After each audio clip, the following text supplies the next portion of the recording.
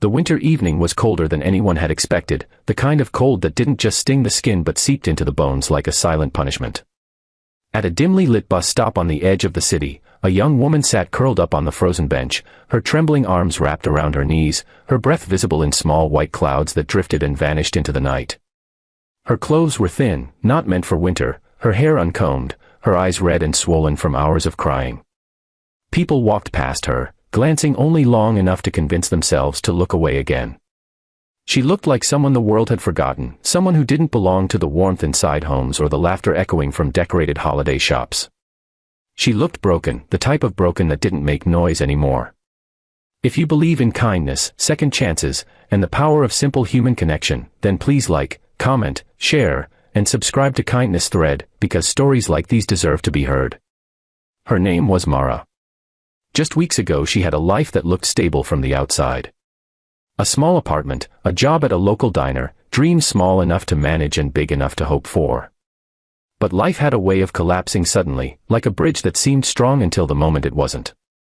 Her mother had fallen ill, medical bills piled up faster than she could earn, and she found herself choosing between paying rent and keeping her mother alive.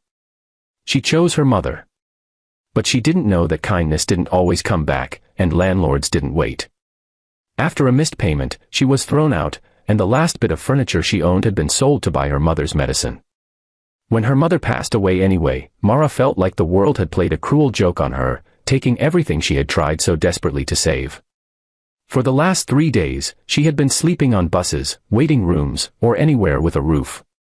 On this 4th night, she simply didn't have the strength to keep pretending she was okay.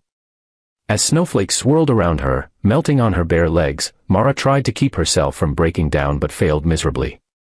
Her body shook with silent sobs, and she pressed her hand against her mouth as if trying to hold the pieces of her life together. People came, people went, but no one stopped. Responsibility, fear, and indifference kept them walking. They were busy, they were tired, they were cold.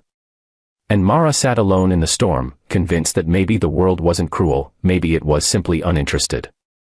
A few yards away, a small girl with curly brown hair stepped out of a car with her father. She wore a peach-colored jacket and boots that lit up with each step. She was supposed to be excited, she loved snow. But her eyes caught on something else instead, the trembling young woman sitting alone at the bus stop.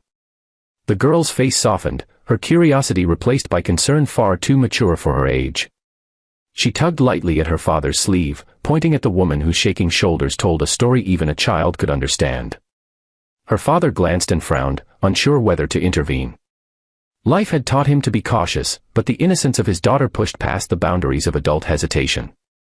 Before he could stop her, the little girl stepped toward the bus stop, her boots crunching through the snow, her small arms instinctively stretching outward as if she already knew what she wanted to do. Mara noticed her only when tiny footsteps stopped beside her.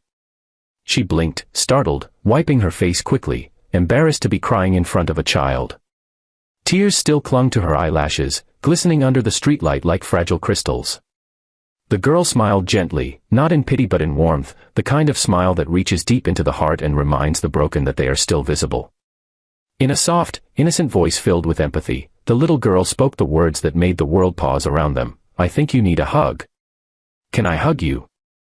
And in that moment, everything inside Mara collapsed. All the walls she had built, all the strength she tried to fake, all the bitterness life had forced into her, it all shattered.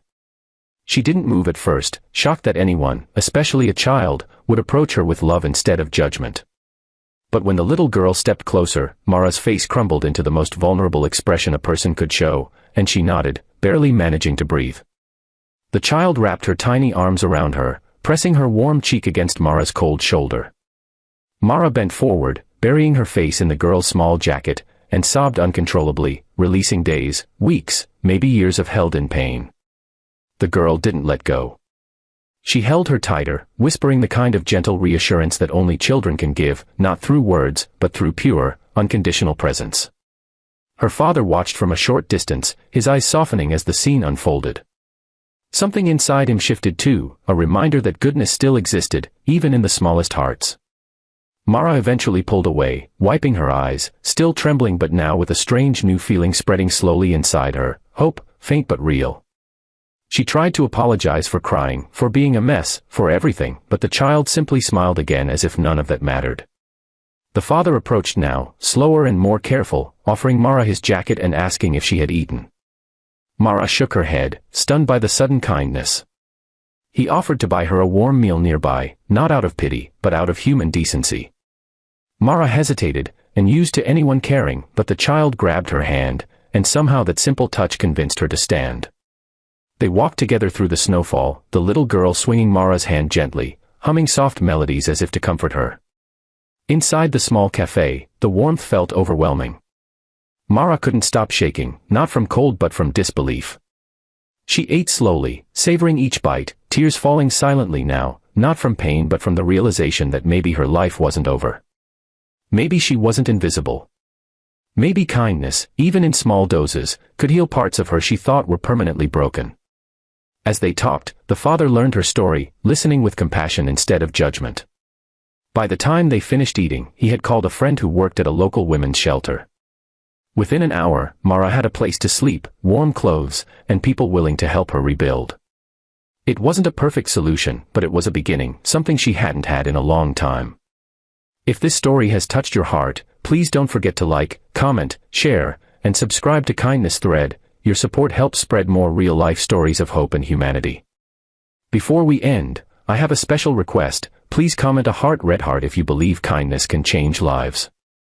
And as Mara took one last look at the little girl who had changed everything with a simple hug, she realized something profound. Sometimes the smallest arms can lift the heaviest hearts, and sometimes the simplest words can save a life that was quietly fading away.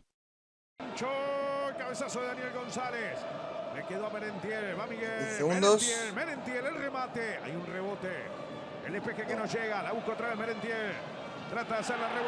Le pegó en la cara, pelotudo.